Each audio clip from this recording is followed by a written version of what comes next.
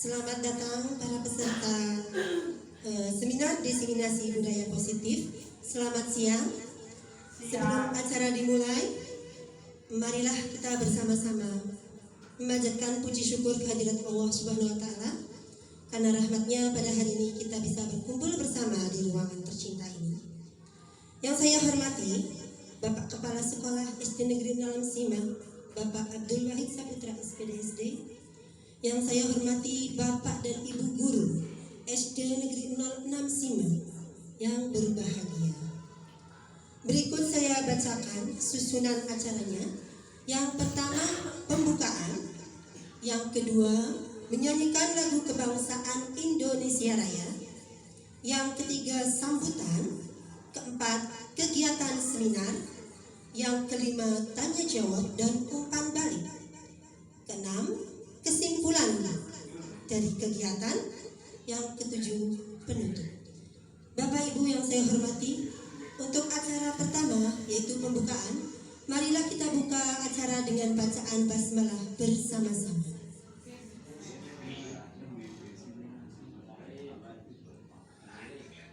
Untuk acara yang kedua, menyanyikan lagu kebangsaan Indonesia Raya yang akan dipimpin oleh Bapak Ari Rizkianto SPD. Kepadanya disilakan. Bapak Ibu dimohon untuk berdiri.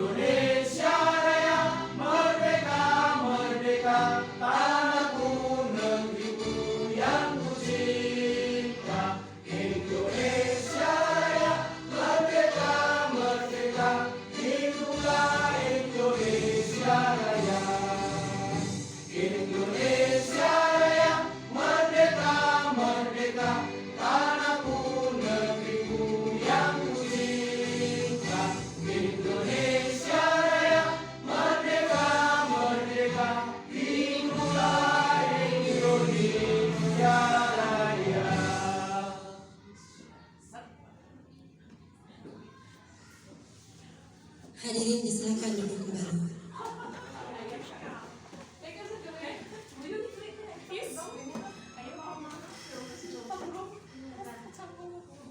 Bapak Ibu yang saya hormati, untuk acara selanjutnya yaitu sambutan. Sambutan akan disampaikan oleh Bapak Kepala Sekolah, yaitu Bapak Abdul Wahid Saputra SPDSD. Kepada beliau disilakan.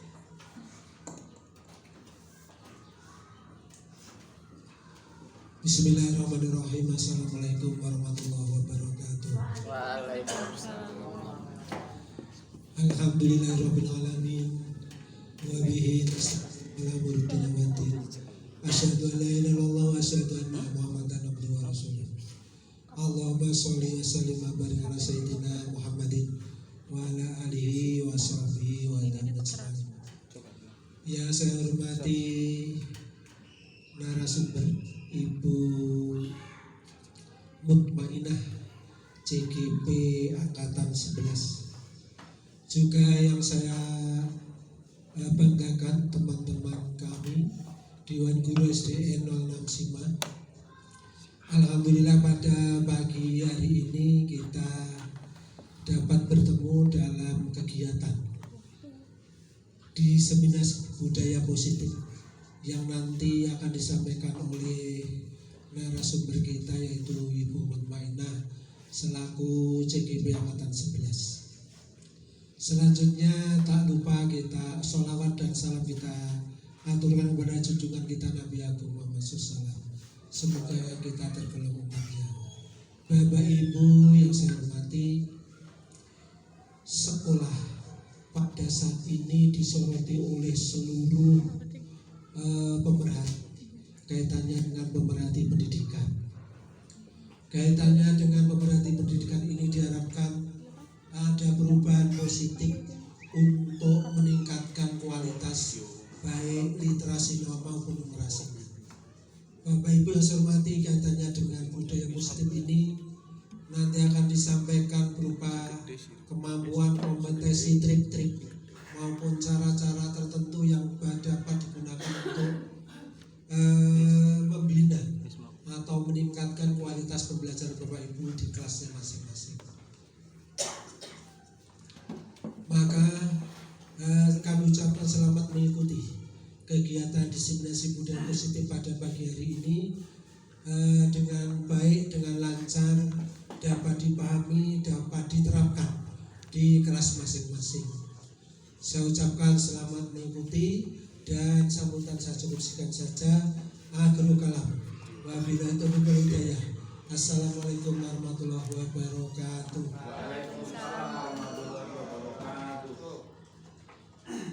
Bapak Ibu yang saya hormati, untuk acara selanjutnya yaitu kegiatan seminar dengan judul Diseminasi Budaya Positif yang akan disampaikan oleh Ibu Mutmainah SPD. Kepada beliau disilakan.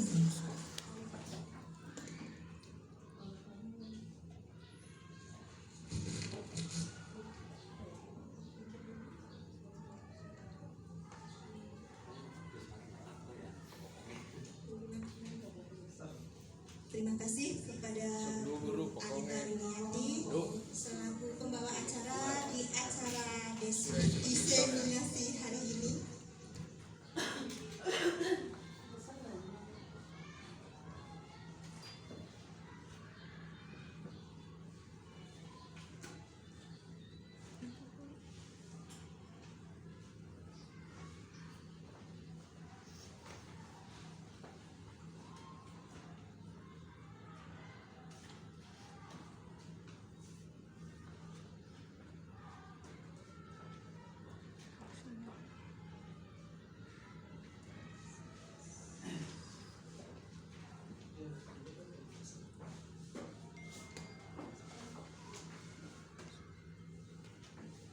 Sebelumnya, Assalamualaikum warahmatullahi wabarakatuh. Yang terhormat Bapak Kepala SD Negeri 06 Sima, Bapak Abdul Wahid Sapitra SPD SD, dan rekan-rekan Bapak Ibu Guru SD Negeri 06 Sima yang saya cintai dan saya banggakan.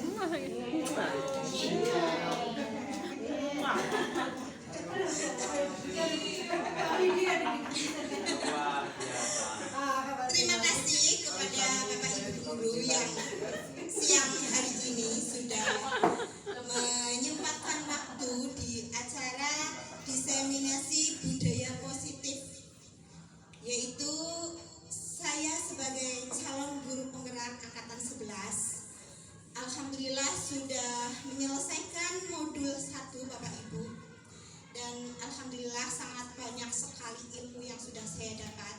Dan hari ini di acara diseminasi budaya positif saya ingin membagikan ilmu yang sudah saya dapat dari pendidikan guru penggerak ini.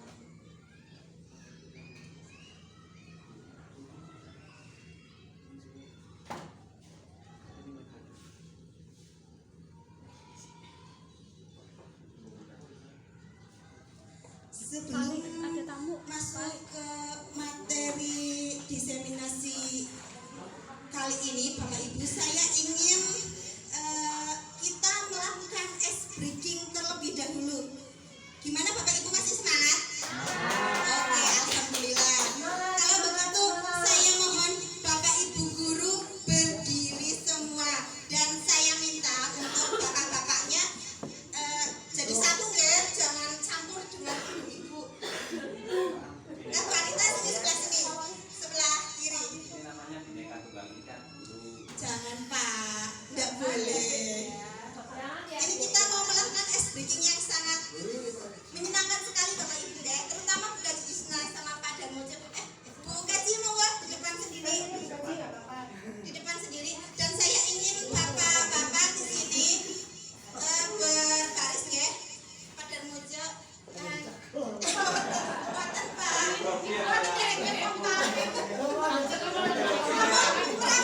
Perapat yang belakang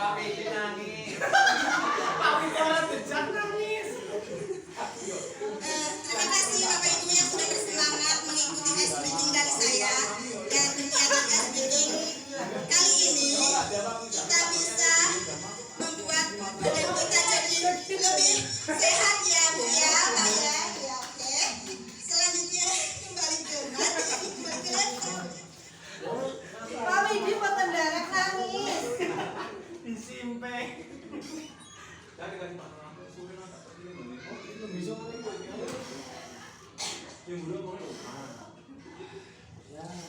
Ibu, kembali ke materi diseminasi budaya positif kali ini. Saya ingin menyampaikan pertanyaan kepada Bapak Ibu.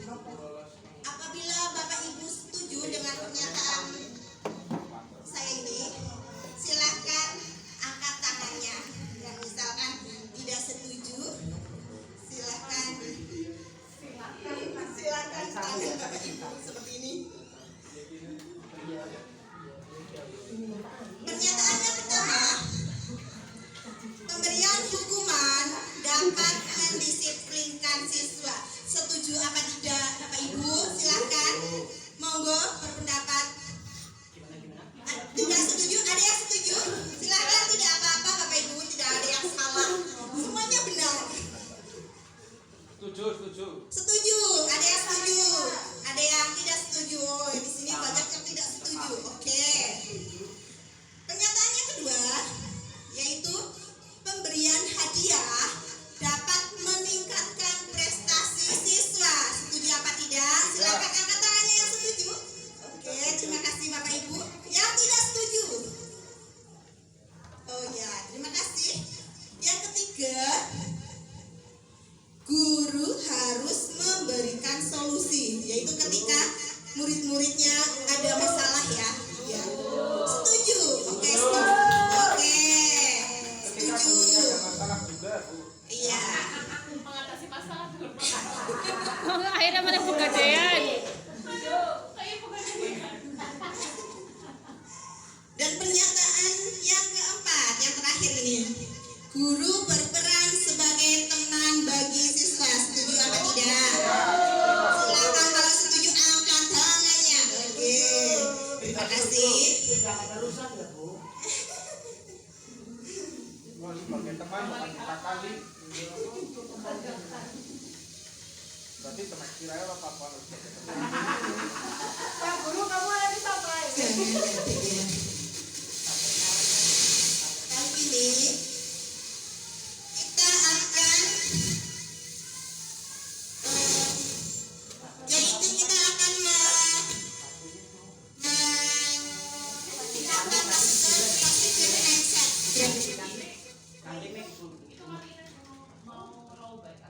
Itu pegang mic-nya agak sedikit tangan.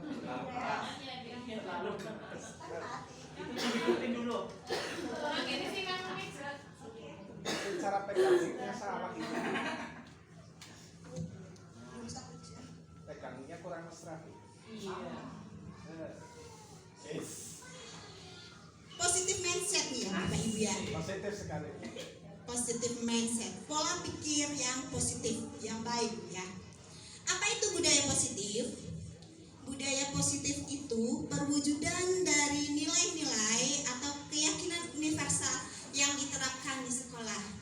Nah, kira-kira nilai-nilai yang kita terapkan itu nilai-nilai yang baik atau yang buruk Bapak Ibu? Iya, yang pasti yang baik ya Bapak Ibu ya. Nah, nilai-nilai yang baik itu contohnya seperti disiplin, tanggung jawab, jujur, peduli, empati, kasih sayang, dan lain-lain ya, banyak sekali. Nanti dijelaskan lebih lanjut. Cinta, termasuk cinta ya Bu. Iya, cinta dan kasih sayang, betul Pak. Itu termasuk nilai-nilai yang baik.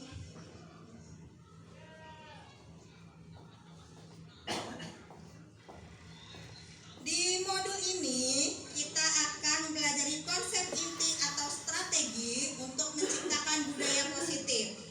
Nah, budaya positif tersebut antara lain yang pertama disiplin positif, yang kedua motivasi kebutuhan manusia, tiga keyakinan kelas atau sekolah, yang keempat kebutuhan dasar manusia, yang lima posisi kontrol guru, kemudian yang terakhir yang keenam yaitu segitiga restitusi. Bapak Ibu, kira-kira dari konsep inti tersebut apakah ada yang masih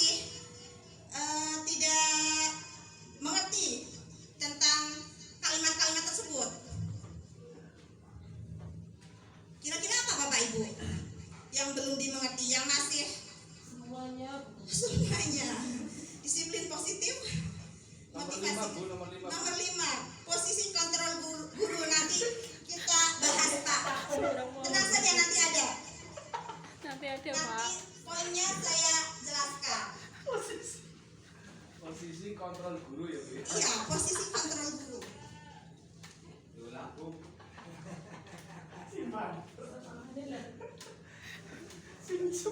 Nah, di sini kita akan mempelajari pergeseran teori kontrol Dr. William Glasser, yaitu ilusi guru mengontrol murid. Nah, ternyata Bapak Ibu, kita itu pikiran kita itu guru mengontrol murid, ya. Ternyata tidak. Ternyata itu guru tidak bisa mengontrol murid. Nah itu. Yang selanjutnya, ilusi bahwa semua penguatan positif, efektif dan bermanfaat. Penguatan positif itu seperti kita memberikan reward, ya, hadiah. Itu ternyata tidak efektif dan tidak bermanfaat. Itu. Kemudian selanjutnya, ilusi bahwa kritik dan membuat orang merasa bersalah dapat menguatkan karakter. Nah ini ternyata tidak. Kemudian ilusi bahwa orang dewasa memiliki hak untuk memaksa.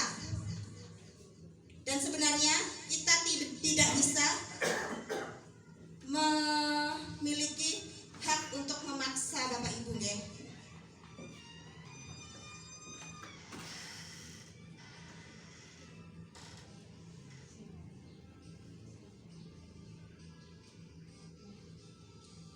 Bagaimana seseorang bisa berubah dari paradigma stimulus respon kepada pendekatan teori kontrol? Nah, stimulus respon yang pertama, realitas atau kebutuhan kita sama. Padahal tidak, ya Bapak Ibu, ya. Realitas, kebutuhan kita berbeda. Kita sebagai orang dewasa aja sudah berbeda, apalagi anak-anak, ya Bapak Ibu, ya. Nah, stimulus respon yang kedua, semua orang melihat hal yang sama. Dan ternyata setiap orang memiliki gambaran yang berbeda. Selanjutnya kita mencoba mengubah orang agar berpandangan sama dengan kita. Sebenarnya kita berusaha memahami pandangan orang lain tentang dunia. Perilaku buruk dilihat sebagai suatu kesalahan. Sebenarnya teori kontrol, semua perilaku memiliki tujuan. Stimulus respon berikutnya, orang lain bisa mengontrol saya. Padahal hanya Anda yang bisa mengontrol diri Anda. Betul apa tidak Bapak Ibu? Betul. Iya. Terus saya bisa mengontrol orang lain. Dan ternyata Anda tidak bisa mengontrol orang lain. Pemaksaan ada pada saat bujukan gagal. Teori kontrol yang sebenarnya adalah kolaborasi dan konsensus menciptakan pilihan-pilihan baru. Kita masuk ke disiplin positif. Disiplin positif merupakan salah satu cara penerapan disiplin yang bertujuan untuk menumbuhkan kesadaran serta memberdayakan anak untuk melakukan sesuatu tanpa ancaman atau hukuman. Nah ini Bapak Ibu, tanpa ancaman dan hukuman.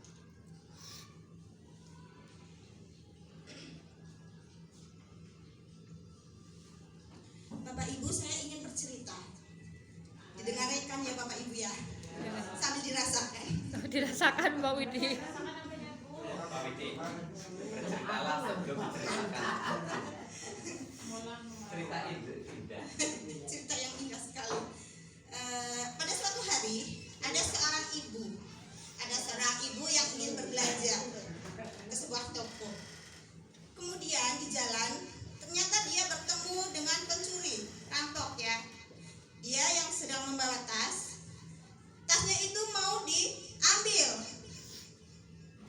diambil. Nah, kira-kira menurut Bapak Ibu, kalau misalkan kita sebagai ibu tersebut, kita masih menginginkan tas kita atau diserahkan begitu saja kepada pencuri tersebut? Kira-kira diserahkan apa tidak Bapak Ibu? Tidak ya? Iya. Tidak. Kenapa tidak? Karena mempertahankan milik kita sendiri. Karena kita punya barang yang berharga seperti itu kan. Nah begini.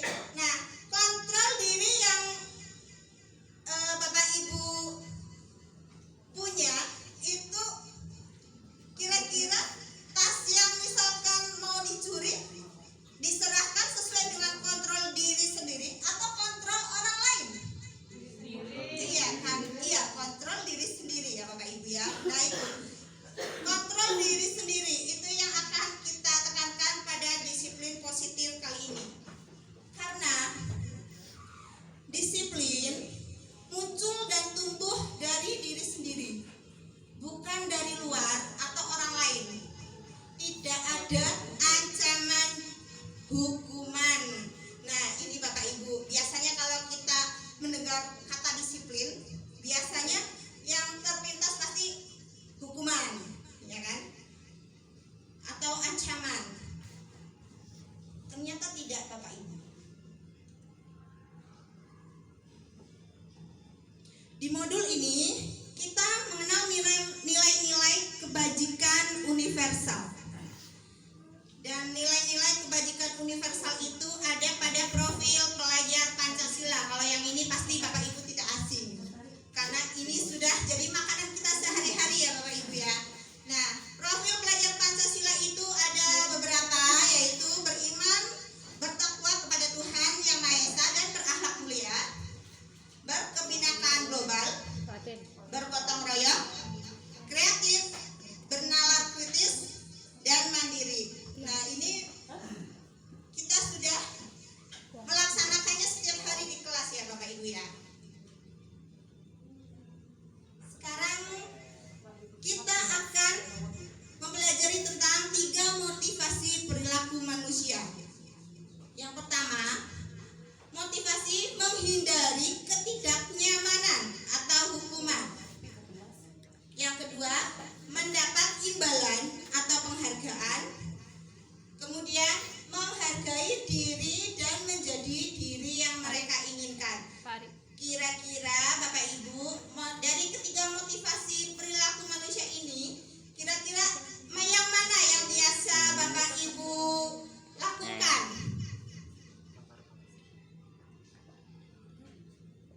Halo?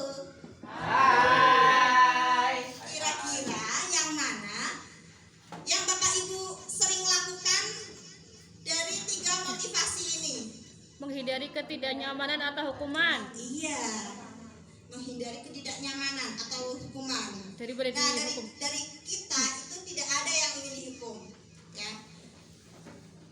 Dan kita selalu menghindari ketidaknyamanan pada diri kita. Itu memang benar. Terus mendapat imbalan atau penghargaan, seperti yang biasa kita lakukan ya, Bapak Ibu ya.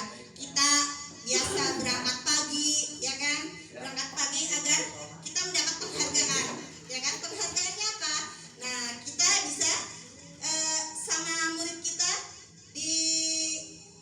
dicap sebagai guru yang teladan, ya, yang disiplin, kan seperti itu. Nah, oke. Terus menghargai diri dan menjadi diri yang mereka inginkan, menjadi diri sendiri.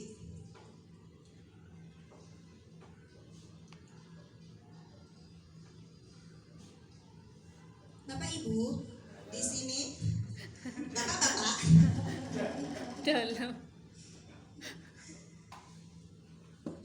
apa itu hukuman? Hukuman itu apa sih? Nah, ini hukuman bersifat tidak terencana atau tiba-tiba. Anak atau murid tidak tahu apa yang akan terjadi dan tidak dilibatkan. Hukuman bersifat satu arah dari pihak guru yang memberikan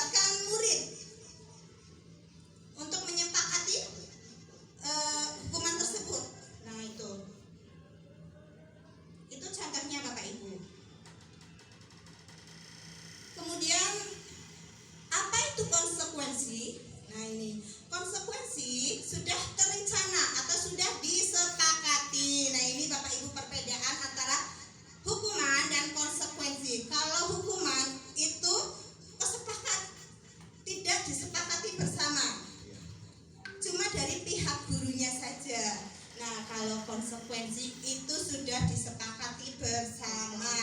Iya.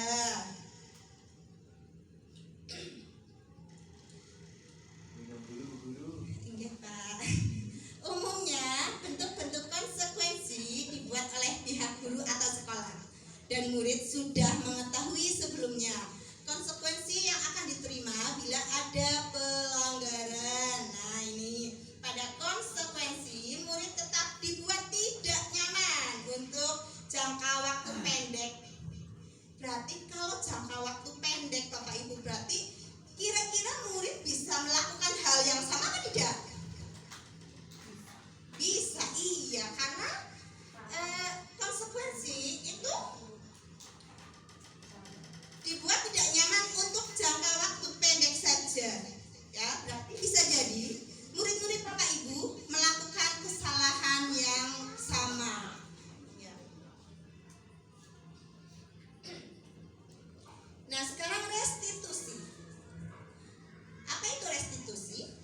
Nah, proses menciptakan kondisi bagi murid untuk memperbaiki kesalahan mereka sehingga mereka bisa kembali berada dalam kelompok mereka dengan karakter yang lebih kuat. Ini restitusi juga merupakan proses kolaboratif yang mengajarkan murid untuk mencari solusi untuk masalah mereka dan membantu murid berpikir tentang orang seperti apa yang mereka inginkan dan bagaimana mereka harus memperlakukan orang lain. Jadi restitusi ini murid mencari solusi untuk masalahnya sendiri Bapak Ibu.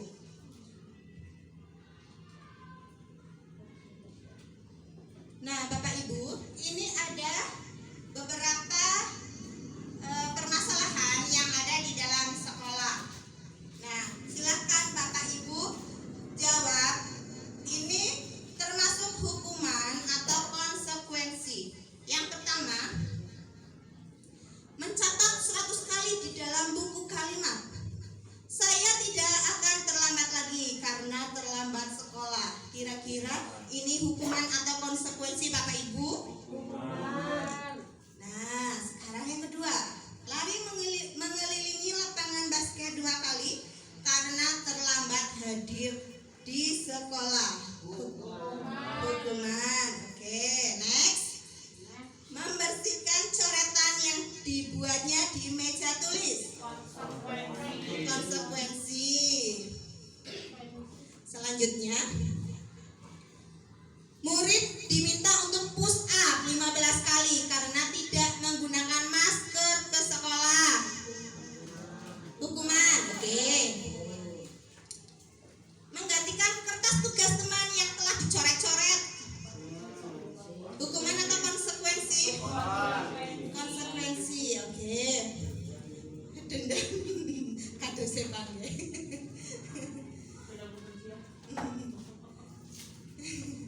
Berjemur di lapangan basket pukul 12 siang karena mengobrol dengan teman. Hukuman atau konsekuensi?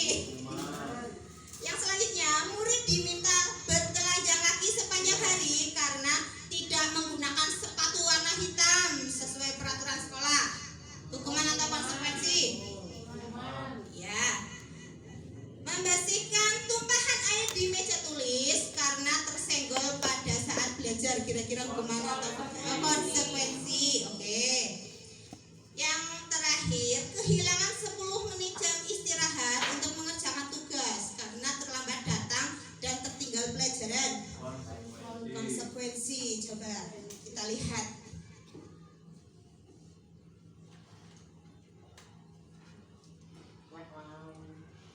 Ternyata jawabannya benar semua Bapak Ibu. Memang luar biasa. Oke, terima kasih. Ini saya punya sebuah kalimat singkat tapi bermakna sekali Bapak Ibu. Dihukum oleh penghargaan. Pernahkah Bapak Ibu memberikan sebuah reward Riwah kayak hadiah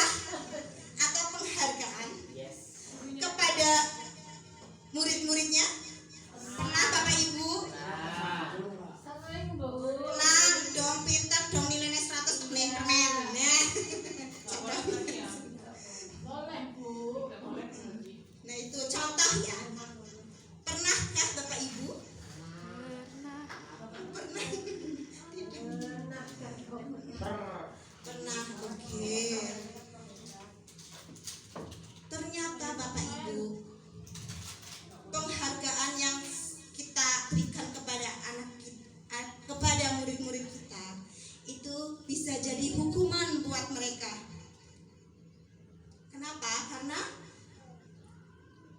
penghargaan itu pengaruh jangka pendek dan jangka panjang.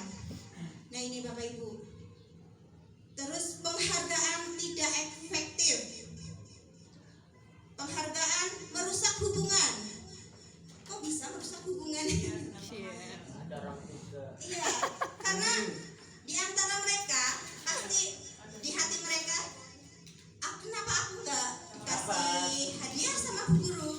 Kenapa dia? Oh, kamu tidak pernah Padahal mengikuti aku saya ranking ya? 2 loh. Nah, misalkan seperti ini, yang dikasih yang cuma ranking 1, yang ranking 2 padahal dia sudah mendapatkan nilai yang bagus ya Bapak Ibu ya, tapi tidak mendapatkan penghargaan. Nah, itu merusak hubungan antara teman, terus antara murid dengan guru. Kemudian penghargaan mengurangi ketepatan. Penghargaan menurunkan kualitas. Nah ini contohnya Bapak Ibu, misalkan anak yang ranking 2 tidak mendapatkan penghargaan dari Bapak Ibu. Nah, bisa jadi anak ini jadi sedih dan akhirnya enggan untuk belajar. Betul apa tidak Bapak Ibu? Nah itu makanya sangat tidak bagus sekali ya buat murid-murid kita. Penghargaan mematikan kreativitas. Nah ini penghargaan juga menghukum dan motivasi dari dalam diri. Nah itu Bapak Ibu. Makanya ternyata yang kadang Lanjut. selanjutnya Bapak Ibu, kita akan mempelajari 5 kebutuhan dasar manusia. Kira-kira kebutuhan Bapak Ibu itu apa sih? Nah, kasih sayang. Nah ini ada Pak. Nah ini silahkan disimak. Silahkan diperhatikan ini. Ini adalah kebutuhan dasar kita sebagai manusia Bapak Ibu. Yang pertama, kebutuhan untuk bertahan hidup. Selanjutnya, kebutuhan untuk kasih sayang dan rasa diterima, love and belonging. Kemudian kesenangan, kebebasan, dan juga penguasaan.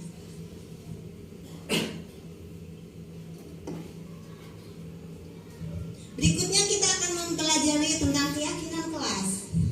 Kenapa harus keyakinan kelas? Mengapa bukan peraturan kelas saja? Nah ini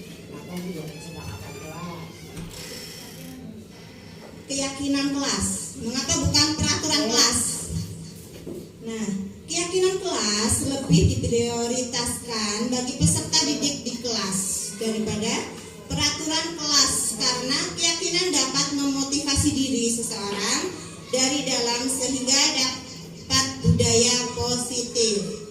Keyakinan kelas dapat mempengaruhi hasil akademik siswa, tetapi juga membentuk karakter mereka sebagai individu yang berintegritas, berani, dan berempati.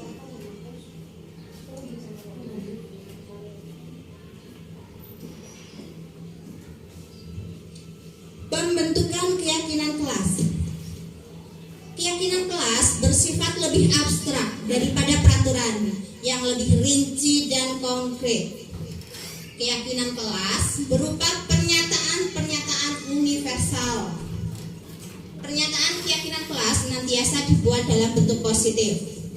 Keyakinan kelas hendaknya tidak terlalu banyak sehingga mudah diingat dan dipahami oleh semua warga kelas. Keyakinan kelas sebaiknya sesuatu yang dapat diterapkan di lingkungan tersebut. Semua warga kelas hendaknya ikut berkontribusi dalam pembuatan keyakinan kelas lewat kegiatan curah pendapat. Kemudian bersedia meninjau kembali keyakinan kelas dari waktu ke waktu. Jangan dibiarkan saja ya Bapak Ibu ya. Nah ini saya sudah membuat contoh peraturan dan keyakinan kelas. Kira-kira nanti silahkan Bapak Ibu bedakan, kira-kira bedanya apa sih tentang peraturan sama keyakinan kelas. Peraturan itu yang pertama, tidak boleh berisik di dalam kelas, dilarang terlambat masuk kelas, tidak boleh membuang sampah sembarangan, tidak boleh bertengkar, harus mematuhi peraturan sekolah sekolah itu salah satu peraturan ya Bapak Ibu ya. Nah, terus kita punya keyakinan kelas yaitu bersikap sopan, menghormati setiap orang di dalam kelas, datang tepat waktu, jaga kebersihan kelas, hargai dan mendengarkan saat orang lain sedang berbicara, kemudian saling menyayangi. Nah, ini sudah terlihat perbedaannya ya Bapak Ibu ya. Seperti yang sebelumnya. Nah, ini yang kita buat keyakinan kelas sesuai dengan pembentukan keyakinan kelas ini. Nah, jadilah seperti ini. Nah, jadi berbeda sekali dengan peraturan Bapak Ibu. Nah, di sini terlihat sekali kalau peraturan itu kalimatnya kalimat pasif ya Bapak Ibu ya. Tidak boleh, dilarang, tidak boleh, harus. Nah, itu peraturan. Tapi kalau keyakinan kelas itu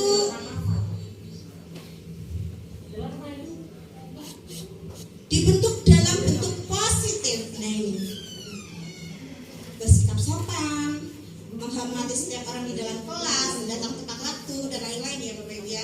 Nah, nanti silahkan Bapak Ibu implementasikan sendiri di kelas masing-masing. Nah, ini sekarang kita menuju ke posisi kontrol guru. Kita sebagai guru itu punya posisi kontrol Bapak Ibu ya. Pertama, penghukum. Yang kedua, pembuat merasa bersalah. 3, sebagai teman. 4, pemantau. Keempat, pemantau. Yang kelima, manajer. Kelihatan ya Bapak Ibu ya. Anggap saja kelihatan.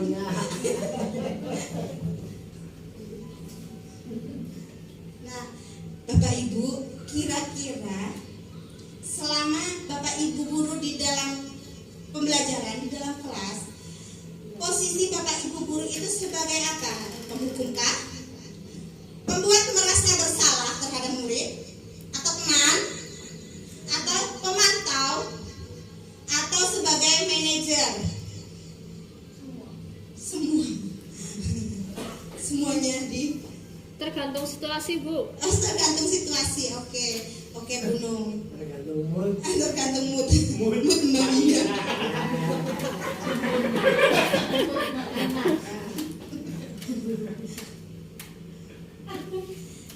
Bapak Ibu, Ya. ini saya akan akan saya tontonkan.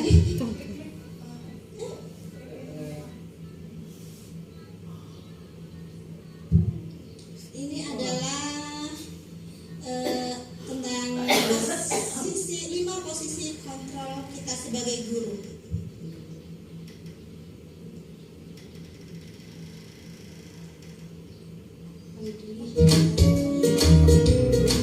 Silakan diperhatikan Bapak Ibu. Salam bahagia Ibu dan Bapak Guru hebat. Dalam penerapan disiplin positif restitusi, salah satu program yang dikembangkan adalah 5 posisi kontrol. 5 posisi kontrol dalam restitusi adalah proses perjalanan seorang pendidik agar dapat mengenali dirinya. Pada video kali ini, kita akan membahas tentang 5 posisi kontrol yang dikembangkan oleh Diane Gosson dan contoh penerapannya.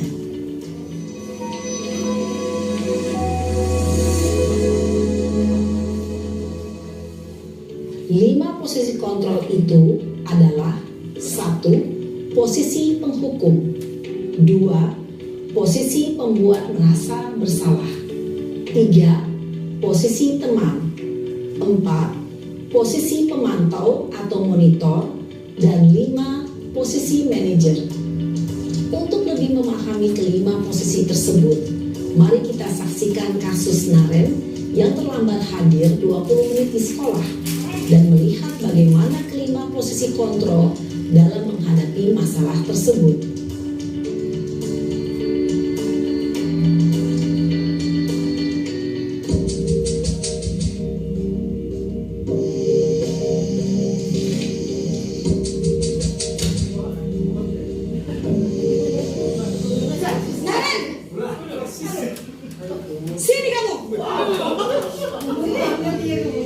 Selamat pagi, Bu. Selalu terlambat. Kamu deh pasti terlambat. Maaf, Bu. Saya Apa? Apa coba? Alasan kamu apa lagi? Kapan sih kamu tidak terlambat? Malas sekali ya kamu jadi anak. saya Dasar pemalas. Gak kapok-kapok sih kamu. Sudah berapa kali terlambat? Sana, kamu keliling lapangan basket 2 kali. kenapa saya harus keliling lapangan basket, Bu? Kenapa? Kamu melawan ibu? Berani-beraninya jawab. Sudah terlambat, masih berani jawab pula. Sekarang, keliling lapangan basket 5 kali sekalian. Biar kapok. Cepat, pergi sana ke lapangan basket. Posisi penghukum biasanya berbicara dengan nada tinggi, menghardik, menunjuk-nunjuk, menyakiti, dan menyindir. Hukuman bisa berupa fisik maupun psikis. Ibu dan bapak guru hebat. Dampak yang terjadi pada murid ketika guru berada pada posisi penghukum adalah murid cenderung akan memberontak, bahkan menyimpan dendam.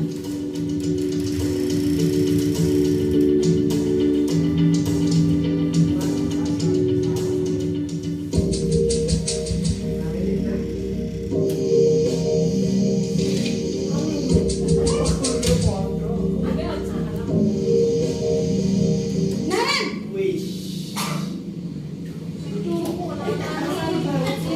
Selamat pagi, Bu.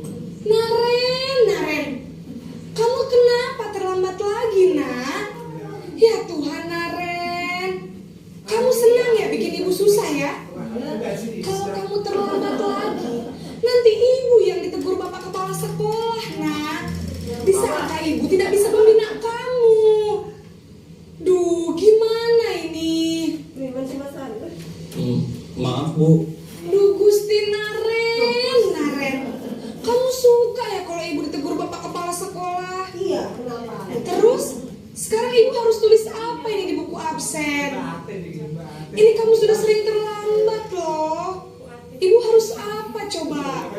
Maaf, Bu. Maaf sekali.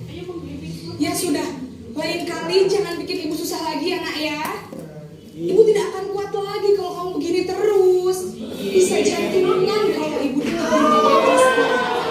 Sana cepat, kelas. Maaf ya, Bu. Maaf sekali. Posisi pembuat rasa bersalah berbicara dengan nada tenang, cenderung lembut. Namun kata-kata yang diutarakan membuat murid merasa menjadi orang yang gagal, memandang buruk dirinya sendiri, merasa tidak berharga, dan tidak sanggup membahagiakan orang lain.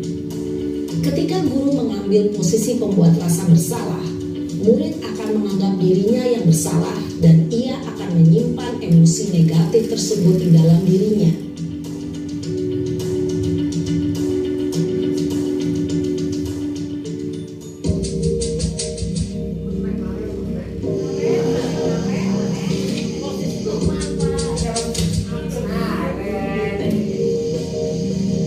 Naren!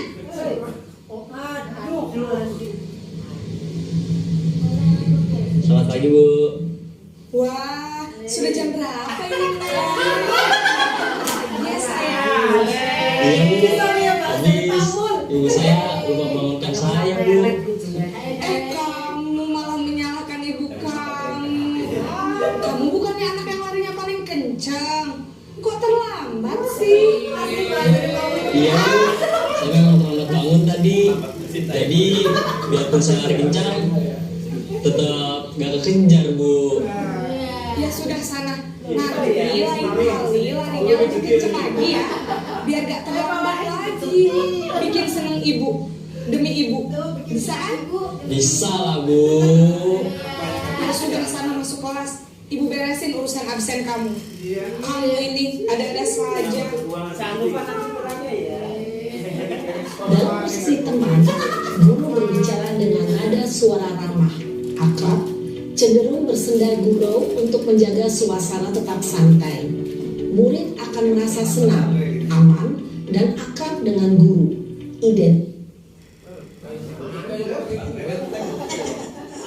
Demikian tadi Bapak Ibu contoh 5 posisi kontrol kita sebagai guru. Nah, silahkan direfleksikan ya Bapak Ibu, kira-kira kita di posisi yang mana? Yang tercipta adalah identitas. Bawah itu penarik malam. Kan saya masih orang gila. Ya, ojek. Ini bukan marah-marah ya. Oh gitu. Penarik malam itu kan biasa itu. Orang kursi balan-balan kan. Mulai cepat baik, ada kasih jerapong. Selanjutnya adalah segitiga restitusi. Segitiga restitusi adalah proses menciptakan kondisi bagi murid untuk memperbaiki kesalahannya sehingga karakter mereka lebih kuat ketika kembali pada kelompoknya. Restitusi memberikan kesempatan kepada murid untuk disiplin positif, memulihkan diri dari kesalahan sehingga memiliki tujuan yang jelas.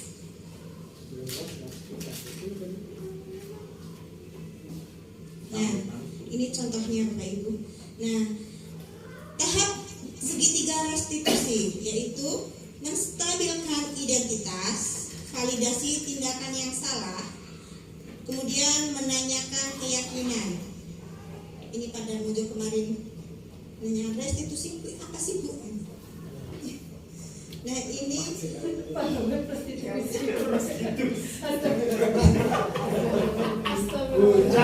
Bujang apa prostitusi? menstabilkan identitas berdasarkan prinsip membuat kesalahan adalah bagian dari proses pembelajaran. Menggeser identitas gagal ke identitas sukses. Kemudian validasi tindakan yang salah.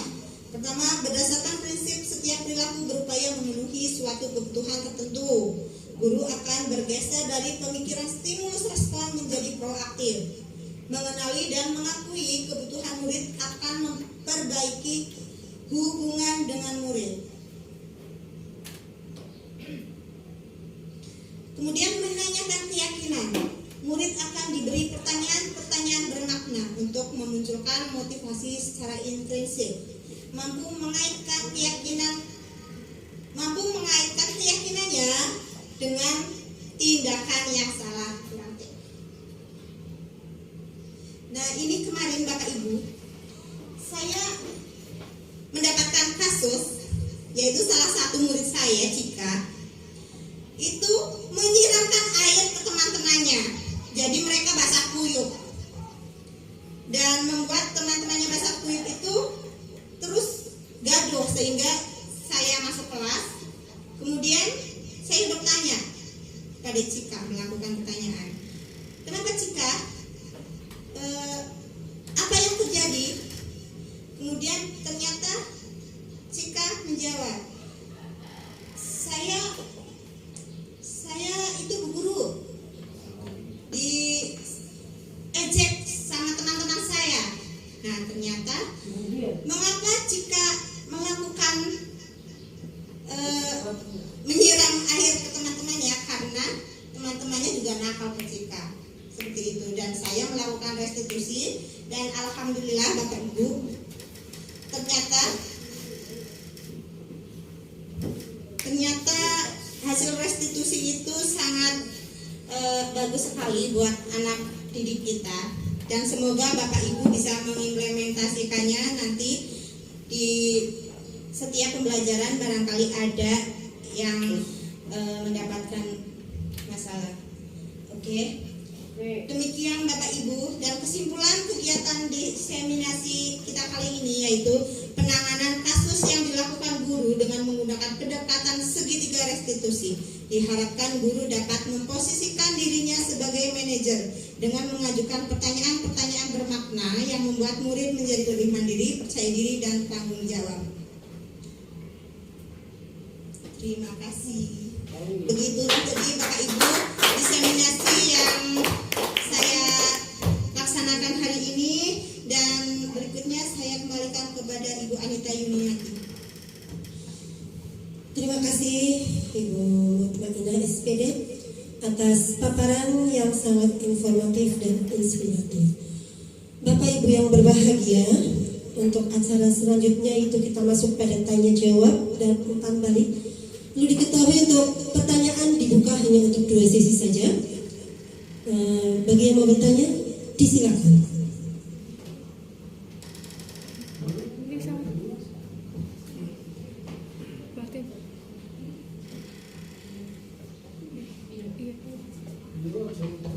Silakan Bu Ratin.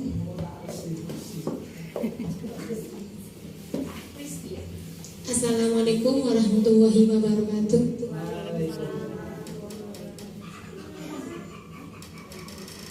Dari penjelasan Bu Mutmainah tadi, saya akan menanyakan bahwa masalah yang terjadi di sekolah bisa diselesaikan dengan cara restitusi. Pertanyaan saya, apakah semua masalah itu wajib selesai dengan restitusi? Apakah tidak ada cara lain agar masalah dapat terselesaikan dengan restitusi? Mohon jawabannya. Ya, terima kasih untuk pertanyaan pertama.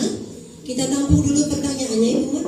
Untuk pertanyaan yang kedua, disilakan.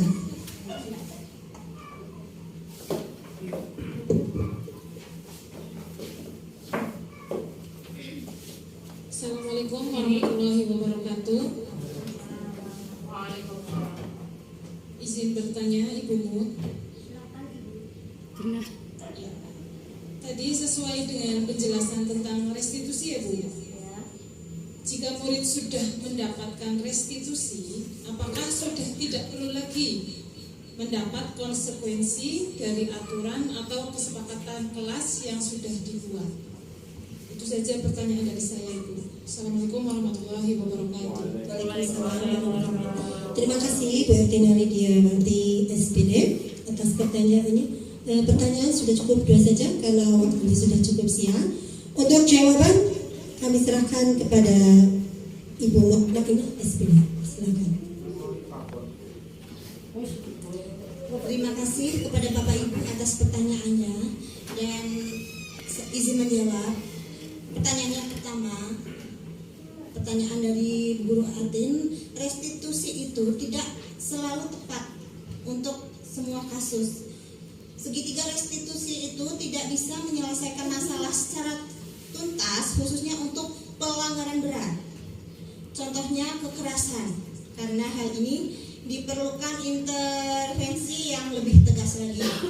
Dan untuk pertanyaan yang kedua, restitusi itu dalam konsekuensinya memiliki tujuan yang berbeda Bapak Ibu. Restitusi itu untuk memulihkan situasi, sedangkan konsekuensi bertujuan untuk membantu murid belajar dari kesalahannya. Jadi setelah restitusi dilakukan, maka konsekuensi tetap harus dijalankan. Seperti itu Bapak Ibu. Sudah jelas Bapak Ibu? Terima kasih. Demikian tadi umpan balik dari Ibu Mutmainah SPD atas pertanyaan yang dilontarkan dari Ibu Eko Atentis dan SPDI dan Ibu Ertina Widiawati SPD. Semoga jawaban tadi cukup memuaskan dan bisa dipahami. Bapak Ibu yang saya hormati, untuk acara selanjutnya itu kesimpulan kegiatan seminar diseminasi budaya positif. Bahwa dari seminar tadi dapat kita simpulkan bahwa budaya positif di sekolah adalah inti dalam membantu karakter murid dan menciptakan lingkungan belajar yang harmonis. Ini melibatkan perubahan dalam cara kita mendefinisikan dan menjalankan disiplin dengan fokus pada keyakinan kelas yang melibatkan guru dan murid secara bersama-sama. Guru juga memiliki peran penting sebagai fasilitator dalam membantu murid mengatasi masalah dan mengembangkan diri mereka. Bapak Ibu yang saya hormati, demikian tadi seminar diseminasi budaya positif telah kita ikuti bersama. Mohon maaf atas segala karangan. Saya pembawa acara Anita Yuniati mengucapkan terima kasih yang sebesar-besarnya untuk semua. Kita tutup acara dengan Alhamdulillah.